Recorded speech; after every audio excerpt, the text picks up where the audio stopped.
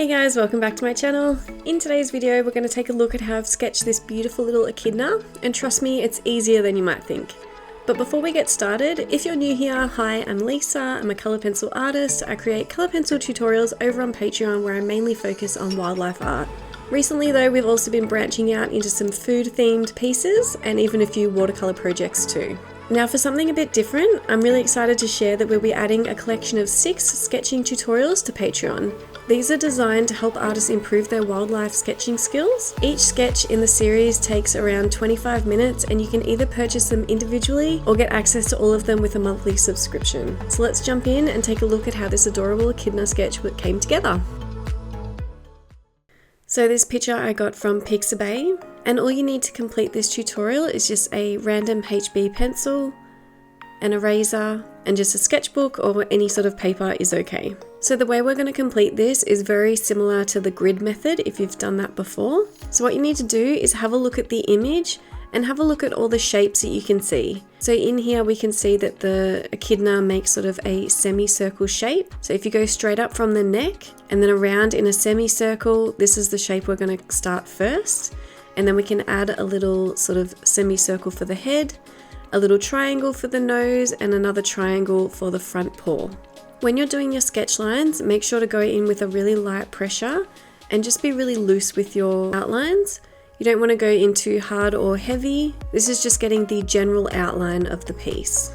If you really want to go in and be very precise, you can measure from your reference photo the size of the animal using your pencil. You can use a ruler if you like, but for this sort of thing, we're just sort of trying to be around about, not so accurate. It's just practice and we're just having a bit of fun with it. We don't need to be too pedantic about everything.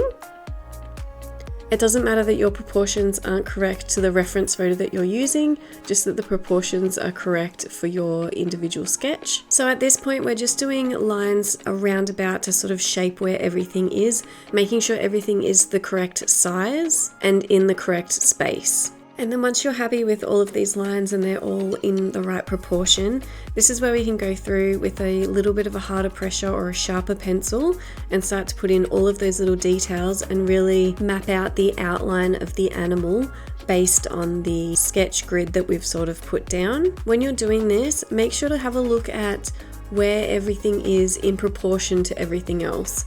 So from where the head sort of starts and stops, you have a look on the right hand side or below to see what it lines up with, so you're always having everything in the right spot. Remember, you always have your eraser on hand so you can always rub it out and try again. So when we're going in and putting in the eye, sort of figure out where it lays in relation to the legs and the end of the head and the nose, so you can see exactly where the placement sort of needs to be. Take your time with this sort of thing, there's no need to rush.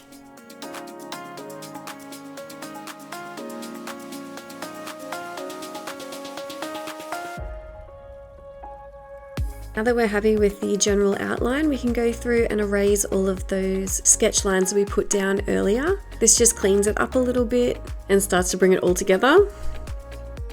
So at this point, we already have sort of the general outline and the shape of the animal. So if you're wanting to use this for a colour pencil piece, a painting, a pastel piece, anything like that, you could just go through, put some tracing paper over, trace over it, and then put it onto your art paper ready to get started for your colouring or painting.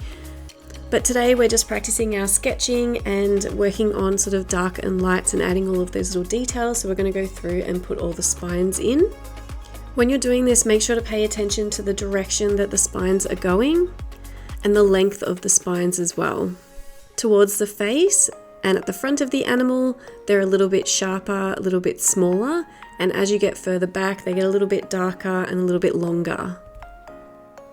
When you're shading with a graphite pencil, just make sure to go in with a really, really light pressure, and if you need more layers, you can go down with harder pressure and more layers. And also use your eraser to add in some of those details as well. You can always get things up with your eraser. And going through and putting these in, I'm just using sort of really light pressure, doing little sharp triangles in the direction that the spines are going.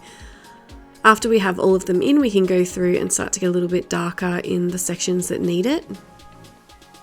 But if this explanation was a little bit too fast for you, you'd like to do it in real time, remember this is going to be a real-time tutorial on Patreon.